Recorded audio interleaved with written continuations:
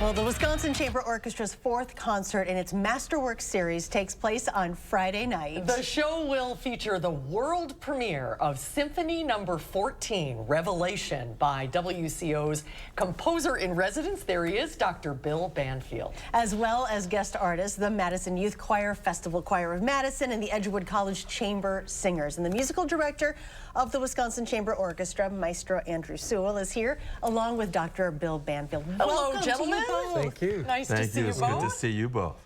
You guys are just all giggles during the commercial break. I wish you would have seen this. Talk about quickly your history, how you know each other. We went to school together at University of Michigan, and we're in Wisconsin country. So we met, we're in grad school together, and we've kept in touch over the years. When I had some projects in Toledo, I called Bill. I did some of his earlier symphonies, and then we had a project in late 2017. I asked him to do some things, and we got reacquainted again, and it all birthed into a composer in residency for 3 years since 2021, which is culminating in tomorrow night's performance of his Symphony No. 14 called Revelation. Dr. Banfield, tell us about this work and a little bit about what the composer-in-residence does. Composers in residence are really important because it really makes the connection to the community. I mean, when you hear about Beethoven or Shostakovich or Duke Ellington, whatever, you don't really know what these people do except for you know what they did. But the composers in residence, in residency like this, shows the community and the orchestra and folks what composers really do. We're alive. We write the music because we're connected to the world, and then we give that music to the musicians, and that's what they play.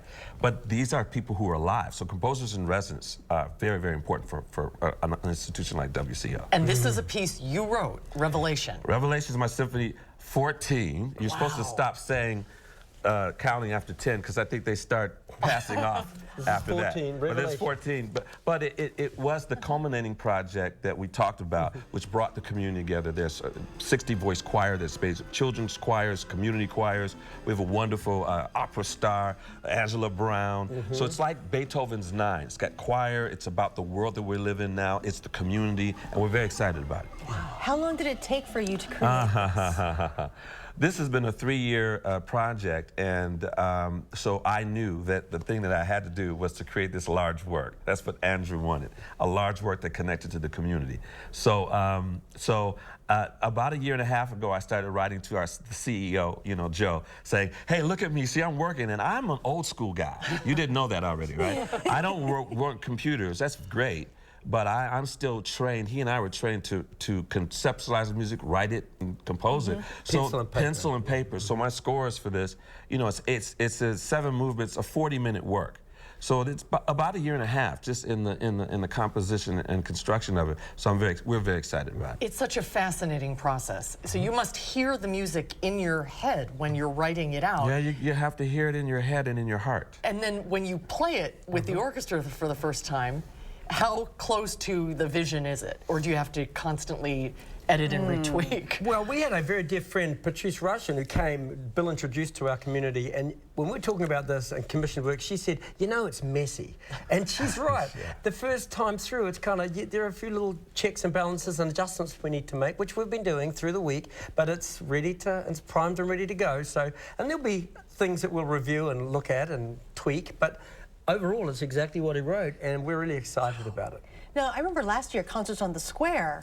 He did some music. Yes. Yes, he did. Yeah. So Bill has also been doing other works that we've heard on the Square. We've just recorded a CD, which we talked about, his Testimony of Tone, Tune and Time. So again, multiple works by Bill through this 3-year residency, and we're very excited that this is a culminating work. So we're so thankful.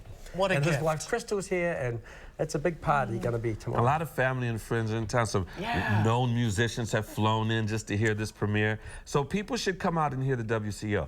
This is a great orchestra, by the way. Oh, yeah. I'm not getting a check for $25 for saying that. I'm a musician, and I'm working with these 5 musicians. Their organization is great. What they're doing in the community is great, and the orchestra sounds amazing.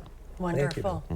Okay, well, the concert tomorrow night, March 22nd at 7:30 p.m. at the Capitol Theater at the Overture Center. For tickets and more information, go to wcoconcerts.org. And are you doing the talk again before at 6:30? Yes, With indeed. Dr. Banfield? Okay, Yes. great, great. Thank you for sharing your gift with us. I feel very unaccomplished. Oh my goodness, what a gift you guys have. Thank you. Thank Thank Have you a so great much. concert. Thank you for having us. Thank you.